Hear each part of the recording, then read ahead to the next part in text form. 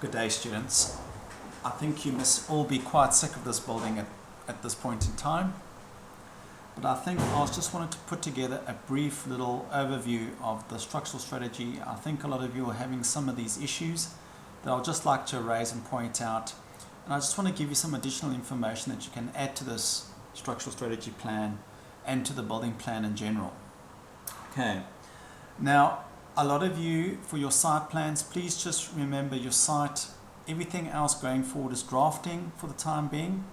I've put together some other videos that I will give you access to help you model some of the additional information that's required. But I thought I just want to take a bit of time and explain the structural strategy plan a bit better and explain what's going on in the model and how to work with these elements. Okay.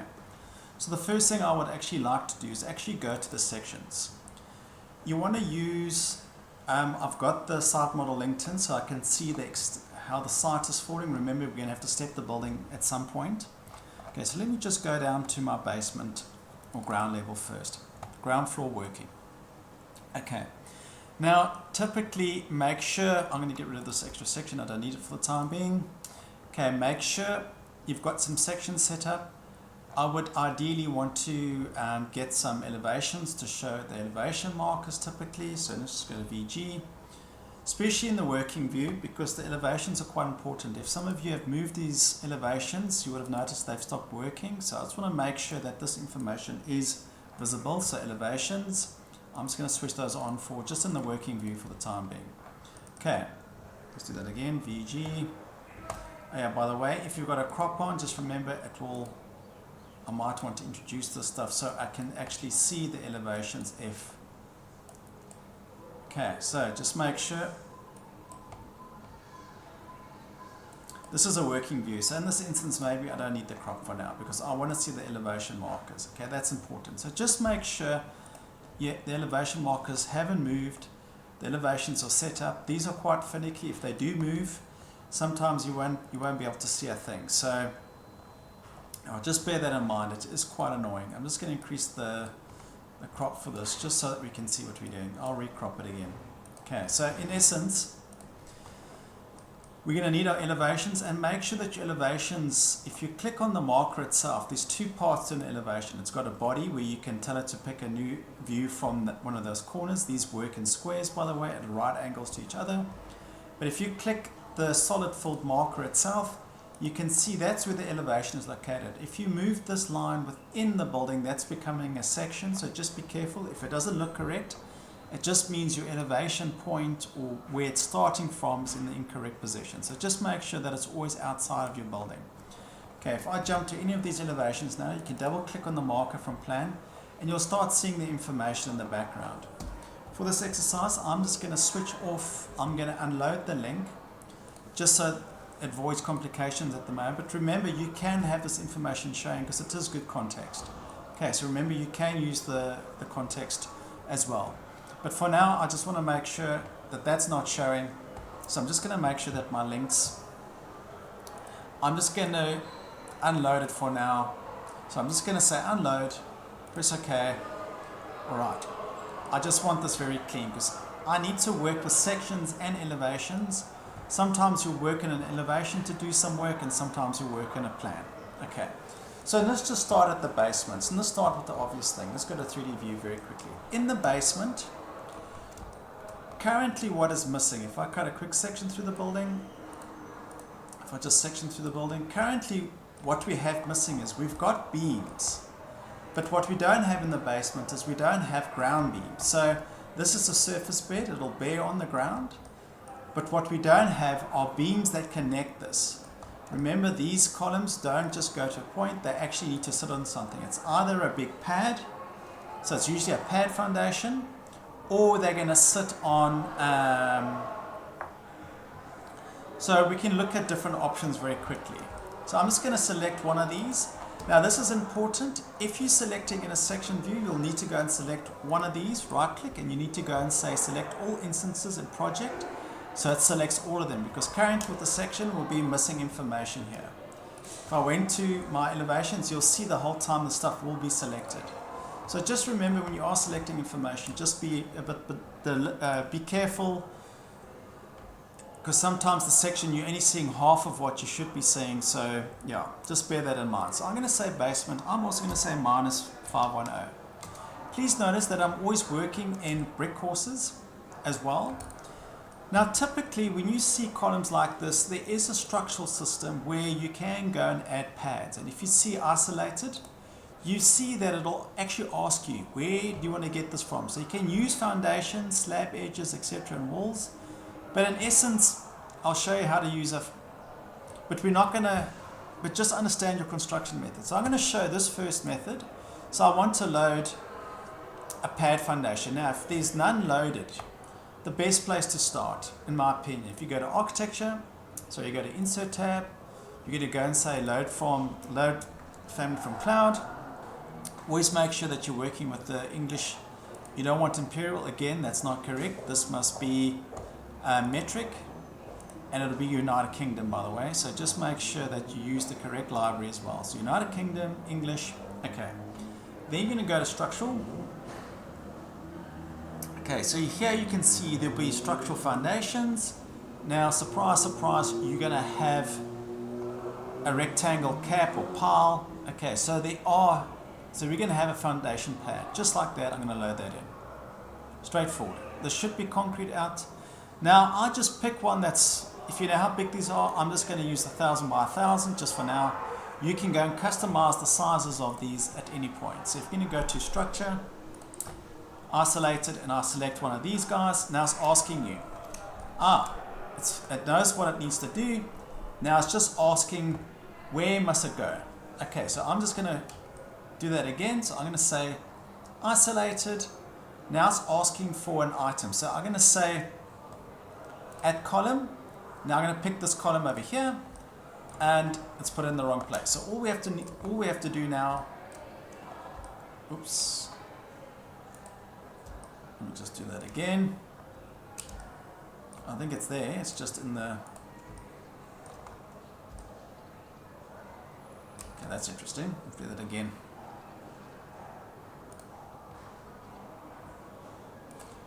Just make sure basement 2.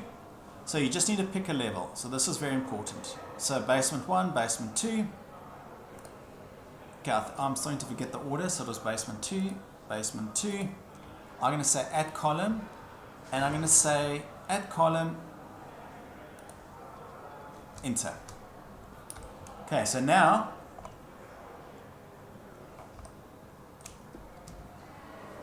BG. Now sometimes if these things don't show, you need to make sure that the structural elements are working, structural foundations. So if you are having issues, just go and make sure that that's on. So sometimes you've got to go to, I'm just going to switch off all the unnecessary, okay, foundations.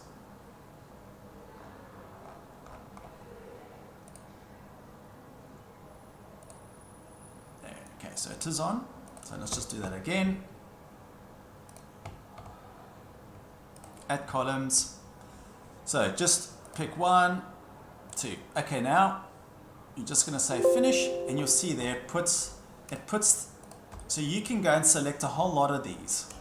Okay, so you can go and do it this option. So these will either be on a pad. Just remember at any point you can go and rename this. So you can give it a new name. You can change them to be 2000 by 2000. Totally up to you. So you can rename this and make sure it's a 2000 by 2000. So that's the first option. So it's all going to depend on what type of footing you're going to use. So that's the first option. Okay, so that might be appropriate. So these might all sit on pads. Okay, so they might work that way.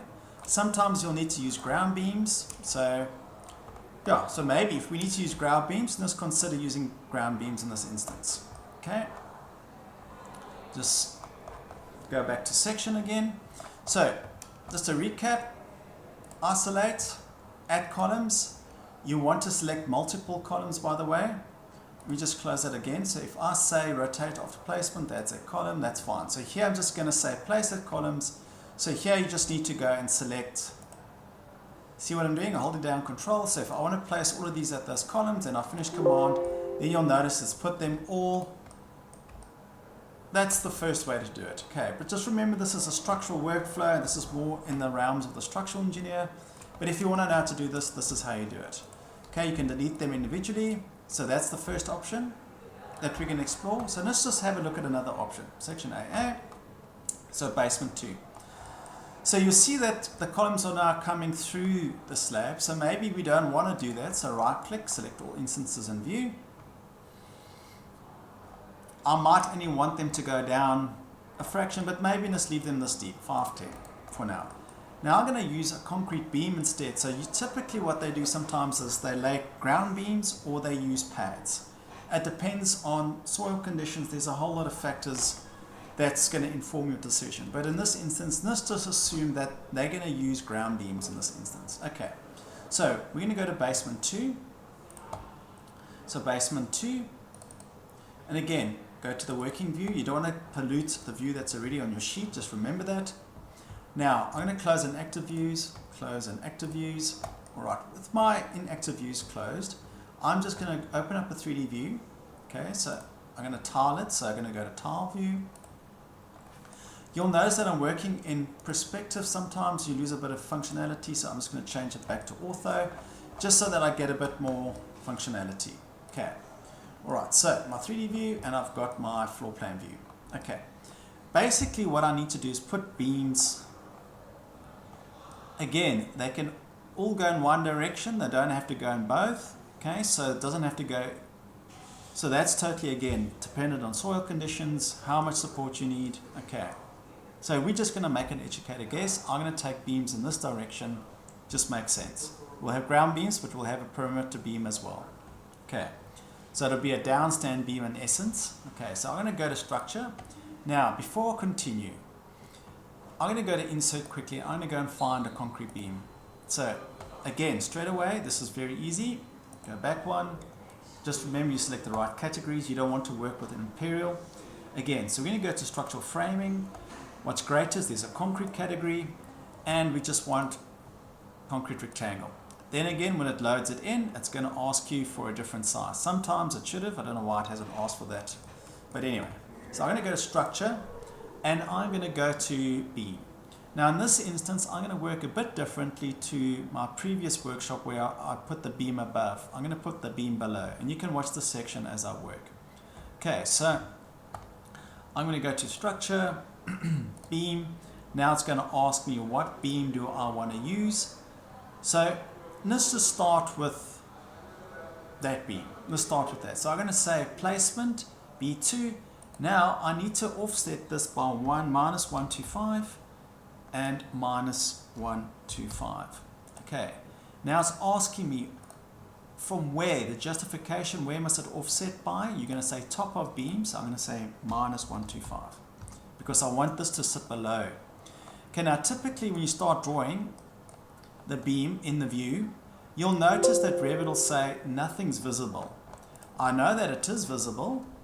Okay, you can see the beam here. And I also want to align this beam to the center of my grid. Now what I can do in this view, now this is going to get a bit tricky to remember sometimes. I'm going to change this to invisible, so wireframe. Then in the plan view, I'm also going to change the view depth because at the moment, this is quite interesting. Revit kind of explains what you're looking for. I need to change the view depth. I just make it unlimited for now because I'm on ground. I just need to see through the ground. I want to see where I'm working. What's good about this method is if this surface bed or basement 2 level, if the basement 2 level changes at any point, I'm going to make that 1 to 100. Okay, so if basement 2 changes, it means that the beam will work with that level. So that is a good workflow actually. Sometimes it's a better workflow to adopt than, okay, so just remember that. I'm going to go align. I want to align this to there. Now sometimes these things do get connected to other beams and columns, so just be aware of that. Okay, so that does happen from time to time, but if I go to 3D view now, you see that I've got a big ground beam. These I can make flush to the underside of here, so we know they're going to join, but I can also make these the same material, and it should automatically start joining with this. It's just the join condition's not correct. So typically I'm going to select all of these in project, by the way. Select instance in project. I'm just going to address that. I'm going to make sure that these are only -125. I understand that my surface bed is that thick. Okay, so basement 2, I'm going to leave that. I'm going to leave it like that and just press OK. You'll notice they've all changed now. Now, I just need to address the thickness of this beam. So my columns are, typically that's going to work with that. So select your beam now.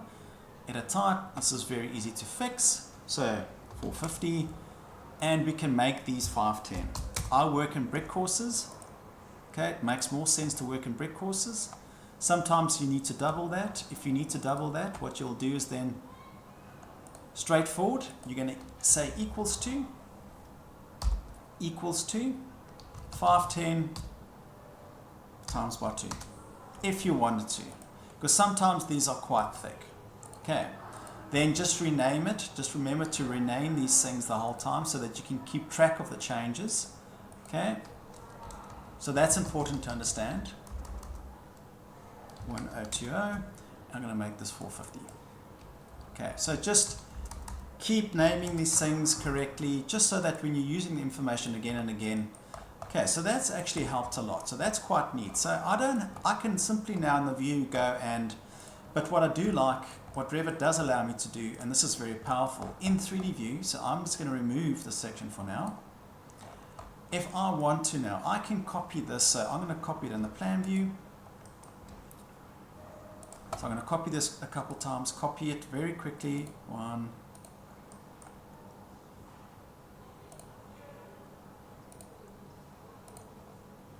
okay, and I'm not going to put the perimeters yet. I'm going to grab this one, copy it in this direction. Don't do that, don't change your view, that is quite annoying sometimes. Okay, the structural engineers like to work like that, and that's because of AutoCAD. So I'm going to copy this one, just there for now. I'm going to put this one here. Okay, and I'm going to put another one here in the middle. I know it's pretty strange. Put another one there. Because all I need to do now is just rotate this one roughly. It doesn't have to be precise for now. I just want a slight rotation. Likewise with this one, rotate. Okay, now in 3D view, I like to work in 3D view a lot. I just find sometimes it's a bit more intuitive, so I'm going to go align. So I'm going to align the beam to that face. So there it aligns. Okay, just remember you need to select the right face. I'm just going to line up with that maybe. So that'll fix that. That's good. I'm going to do the same this side.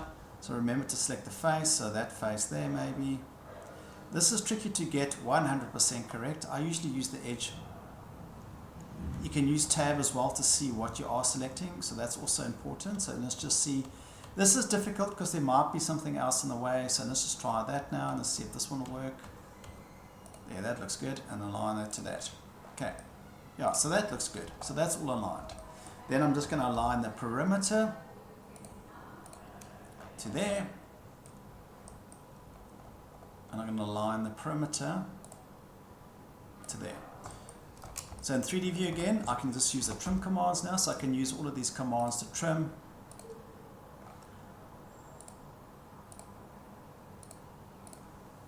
Okay, so in essence, I've got a series of ground beams, but what the magic is, as I'm working, you'll notice if I go to my sections now, so if I go to my sections,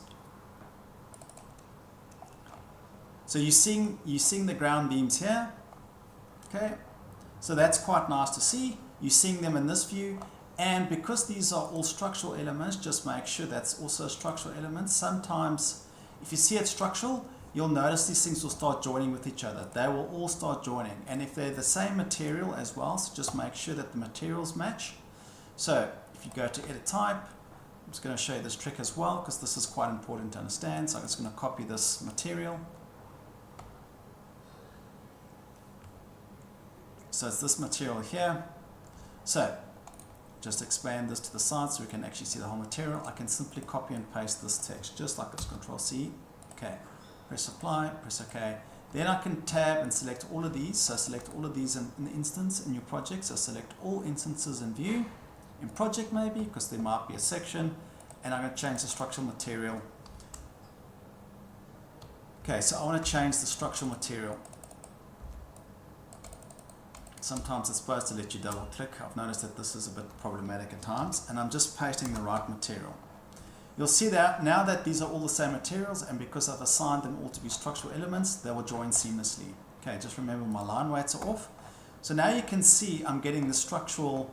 Now I can actually start drafting.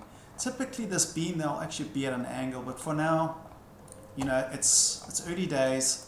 So, but what is neat, if you go to this now, you start seeing your structural framing. You start seeing all of this information's occurring. Just remember this will be different because this will be a pit for your lift shaft, so that'll be slightly different. So this beam might work differently. But for now, just understand that I'm using ground beams to kind of give me the perimeter. Okay, and you can use a dash line. So if that was in the distance, we can then simply go to this line tool, and I can make this a dash line hidden. So sometimes these hidden layers that are set up here, I might have to go and do a bit more work in terms of setting these up. Okay, but you can say hidden. So if you go to hidden line, hidden, and you pick this bit of line work here, you'll notice it'll change this line work to hidden. Okay, and if you set the section depth so it doesn't see all of them, you'll notice that this is a hidden line in essence. But remember, you're also going to go and add fill and all of that information. Okay, so remember, you're also going to do a bit of drafting. I have given you some videos that will help you with this, but in essence, if you go to annotate, you're going to have some fill. So filled region. Remember, you can change this to structure as well. These should start joining with each other as well. So I'm just going to go and say, I want some fill, and I want to use, always try and match the line work of the concrete, for example.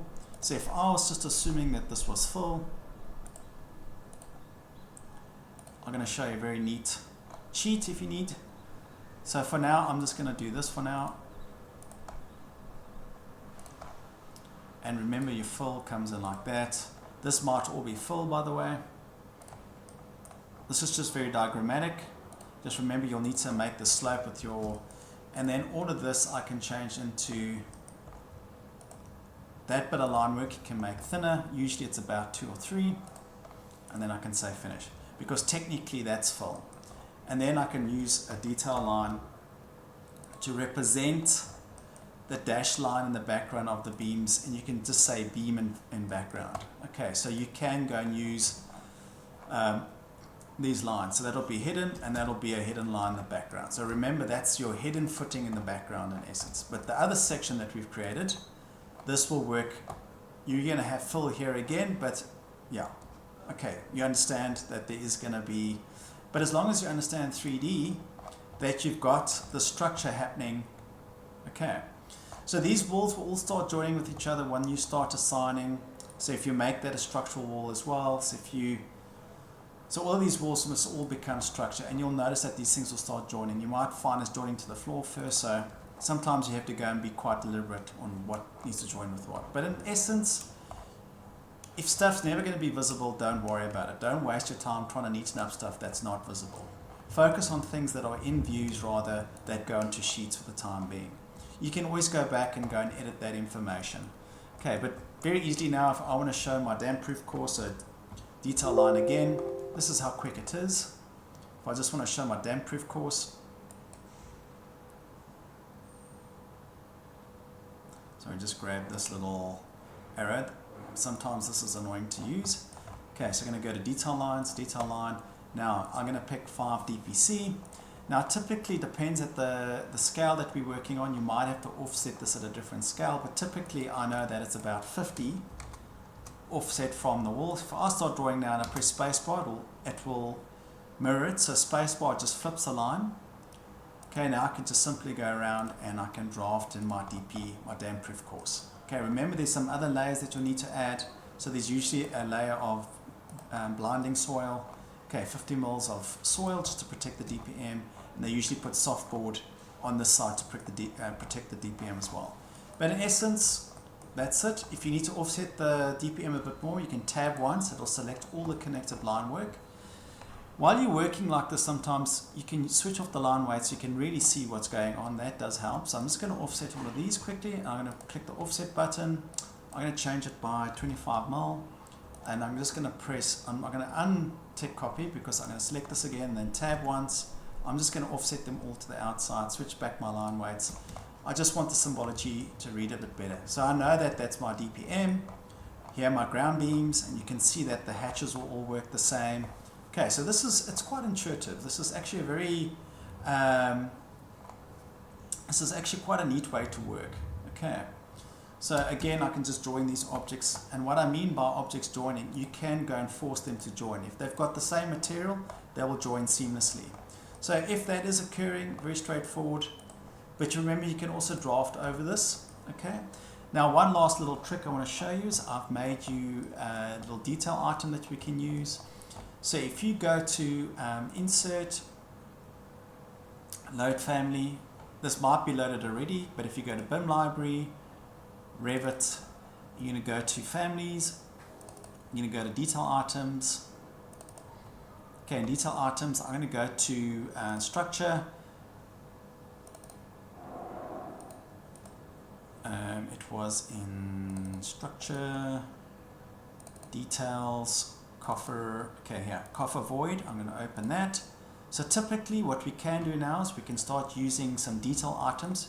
You don't want to waste your time and model a coffered slab if it's not required. So we can draft over it. So in annotate, we're going to go to detail. Now I can actually add a little coffered. By the edge, they usually provide a perimeter first, but typically a coffered slab will start from a point like that. And now you can see this will represent a coffer slab. I've made a couple options for you, but the 325 will work fine.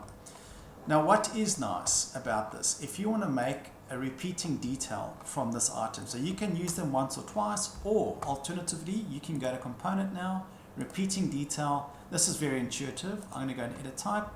I'm going to duplicate this. I'm going to call it coffer slab. Okay, I'll upload some details of what these things look like. I know that they work at 900 centers. Okay. Now, you're going to say fixed distance for now because it has to work that way. Now, in detail items, you'll just have to go and find the detailed coffer. So this does take a bit of time to find the right. Okay, unfortunately, it's hard to find if you've got a lot of detail items, you're just going to have to be a bit patient. But once you've made this, it's straightforward. Okay, so we're just looking for C. Sometimes you could just hit C on the keyboard, it'll jump to, there we go, coffer void. I want this now. Detail rotation we'll need to see. So just press apply, press OK. Now what it allows me to do, don't worry about that. Now if I start drawing this, okay, so it's starting to work. So it's an array of sorts, but it's a detail item array. So if you're doing brickwork, all kinds of things, we'll do a bit more of this a bit later on, but I'm just giving a quick demo on how this does work. So this needs to rotate, let's say clockwise. No, this needs to rotate counterclockwise. Press OK. Now, if I go align, so what's great about this now, so now I can go in detail. If I grab this bit of line work, as I pull it, you'll see that it creates a coffer slab. Now, just bear in mind, wherever you have a column, these things will work between these. So there'll actually be a big beam in here. The coffers won't work in that direction. So in essence, they'll probably work between there and there. And then they'll try and center these in the middle. Okay, so in essence, this will need to be centered. So find the middle one of these, and then you're going to center it around that. Okay, so these you'll just have to move, find the center between these two columns. So in essence, now you can copy this again. So once you got these, and remember these can be grouped as well. So let's copy that between there. Guys, spend a bit more time. Just make sure that you're getting the spacing correct. Okay, so sometimes I might be able to get one more in there. Let me see. And still have a substantial beam. So let's just pull this to the side. Let's see if I can get one more in. Sure, just. So maybe I can get one just in there. Okay. This doesn't have to be exact, but if you want to work precisely, you can. Okay, so if I go line, detail line. Okay, you see that it'll allow me to snap to the middle of this object, and I can snap. So move this. So move this information. Move. I'm going to snap this to the center. we've got a center point that we can use. Now we just copy these, copy that, and use the grid spacings. Okay. So that's a quick way how to create a coffin slab without going to too much detail. This one's slightly different because now this one I can actually take all the way back to the edge of the slab. Okay. So maybe one more. No, we won't be able to get one more. So that part of the slab will be slightly thicker. Okay, so you might have to move this by the same distance. Okay, but you can set this up to work. So maybe to there. All right. So that'll become a beam in essence. This becomes a beam where you've got this column. Be cognizant of these above. You might have to make these thicker, so it might have to accommodate, or you might have to put in a transfer beam. So you might have to use the same workflow and put a beam in to carry these timber beams above. Okay, so that's quite a neat technique to quickly put in a bit of detail in your sections. Okay, so this is I haven't changed the 3D elements, so if you go to 3D view, you'll notice I have not done anything to the coffer slab. Okay, I'm literally using detail items to kind of highlight. I'm drafting what needs to be there. You can spend a whole lot of time on trying to model that. Trust me, there are ways to do it, but it's just a whole lot of work for. Okay, just remember, you need to see what's going on your sheets. It's about working efficiently and smart. Okay, you don't have to build everything as per. We do a lot of drafting in Revit as well. So you just got to understand we do draft, okay? But you can see it gives you enough detail at 1 to 200 for these to read correctly. Okay, so this is quite neat. Okay. Remember, you're going to draft the other sections as well. You're going to add the same information on. You got your ground beams, etc., etc. Now, the last little topic that I want to cover is that I've noticed some of you have been battling to add levels to your building. So I'm just going to I'm just going to go back to view. I'm going to go back to tab view, and I'm going to jump to an elevation for now. So let's go to my elevations. Okay. Doesn't matter which elevation as long as you're seeing your whole building. Okay. If there are gaps, that's easy to fix as well. But for now, I'm just focusing on if you need to add levels. Okay. So what you can do is you can start copying levels. You can copy these up. So if you copy this level up and you use the level below as a reference just so you can maintain the floor order, you're going to notice something very interesting. The level head on this one will be black, the one on this one will be blue. The fact that this is black means that there's no associated views. So when you copy levels, it doesn't create a view associated to it. So you need to go and create those views. However, so let me just pull this up a bit more, because remember this is controlling my grids. If I go and say create level again, so I'm going to go to architecture, okay, I'm going to create another level, and I'll just start drawing a level now. You'll notice that this will create, you must always make sure to create, so undo that. So do that again, I'll explain. If you want to create associated views with it, remember to enable that function, and now you can simply go and create the next view. Okay.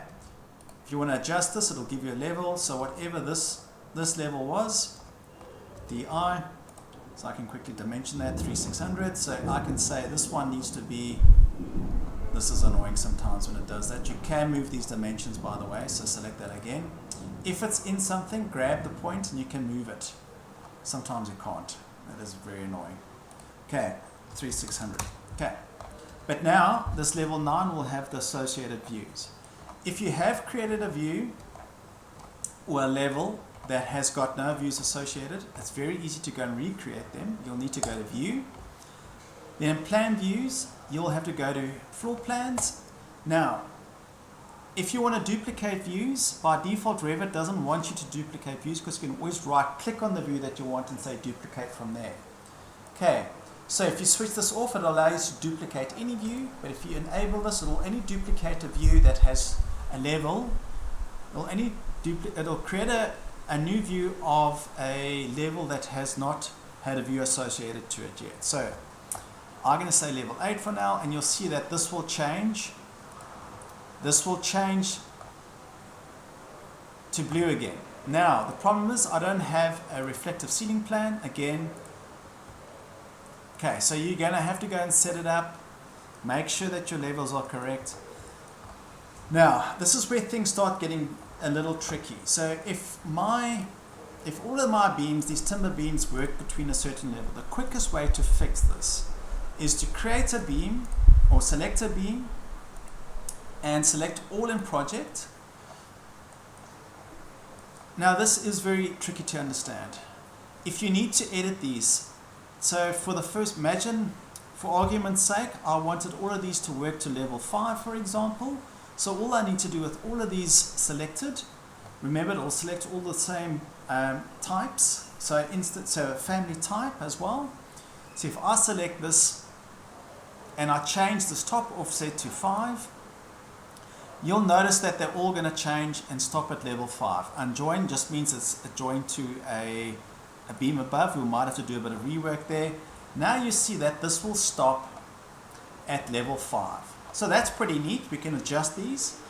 So the beams of a certain size will go through multiple floors. It just means that if you're going to change on level 3, for example, so if I went to level 3, okay, so my views, let's go to level 3. If I want to change this column, if I want to move this column in any direction, it just means that all of them will move because you're looking at the same column. Okay, so that's very important. So if you move this column, it's going to move in all the associated levels. Just remember that, very important. Now if I select this column and I right click and I go select all instances in view or in project, I'm going to duplicate this, so copy, and I'm going to paste align to selected level. Usually I pick the highest level just so that if there's overlapping, and you'll see there is going to be a bit of overlapping, and they will stay selected. So while they're still selected, let me just address how these work. So typically these are going to start at level 5, and it's going to be minus 150 because it'll start at the slab. Now you'll see that these will connect. Okay, so that's quite cool. Now I have another problem because now that I've applied it, I need to change their sizes. So this is where an elevation is quite powerful. So if I select all of these just like this, just through the whole, if I select right through the section, just the top part of it, and you'll notice it hasn't selected anything at the bottom, and I use my filters icon, select none, and I go to structural columns, apply, press OK. Now I can simply on the fly go and change these to the next step down. Okay, so they're slightly smaller. Okay, so that's a quick way on how to change your structural strategy. And if I go to level 7 now, seating plans, I'll just go to floor plans for now. You will start noticing that the sizes of these will be different. Okay, so maybe level 5, because that's where we're going to have a difference. So on level 5, if you want to see the change of columns below, switch off your line weights, because now you can see the effect. You've got a new column sitting on an old column, and remember that could have been a slab that's been cut out, so you might have to adjust that. So you just need to try and work out how these connections work. But for now, for this workflow, what we're doing is perfectly correct. Now the only downside is these edge columns you might want to move to the perimeter, so you might want to move them to the perimeter, for example. You can use the line tool, by the way. The line tool is the best tool to use. So if I use a line, I'm using a level there, or a grid. Again, so just go align again. Just be careful that you don't have multiple align on. If you have multiple align on, that can cause a lot of issues as well. So you can either align the column in the corner. It just means that your facade detail will attach to the column, or alternatively, you might have to use some sort of packing around the column to fix your facade onto. So you just have, it's things that you'll need to just consider. Okay. All right, so it's pretty straightforward to add a bit of detail to your structural strategy. Okay, so just remember you will have to go and readjust the beams for the levels above, and they won't align to the columns anymore, but this is very easy to sort out, again in 3D view. But remember, just fix the ones for level 5 or wherever the columns have changed. So just fix these ones for now, delete the rest at the top, so delete all the other beams above, because remember you can duplicate. So again, check none, delete those, and then you just copy the ones from this level and you copy them up again. Okay, but in essence this should be coming together. You should be able to add some additional levels. Okay, so I just need to terminate these quickly, so just select all of those quickly, check none, I just want my structural columns, and I want all of those to terminate at a level 9 maybe. Okay, so level 9. So just go to properties again, and I want these to terminate on level 9. Yeah, level 9 can become our next level. Okay, just remember to levels that you want to make sure that they're all controlled by your scope box.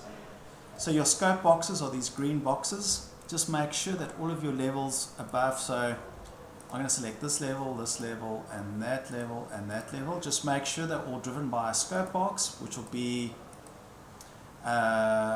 scope box here. Just make sure you want timber grid. Just means that you can control them a bit better. Okay, so make sure that all of these levels as well are getting controlled by your timber scope box. It just gives you a lot more functionality. Okay, so scope box driven by, the grids are driven by it as well, and I tend to use the levels like this as well. So remember, timber grid just it'll make your life a lot easier. It just means if I adjust this at any point, these things will work with it. Okay, and remember, when you start adjusting this will also start fixing this. Okay, so it just gives you a bit more space to work with when you're dimensioning. Okay, very straightforward. That will be your structural, you can use your structural. Okay, anyway, this is still early days. I hope this video helps. All the best tomorrow.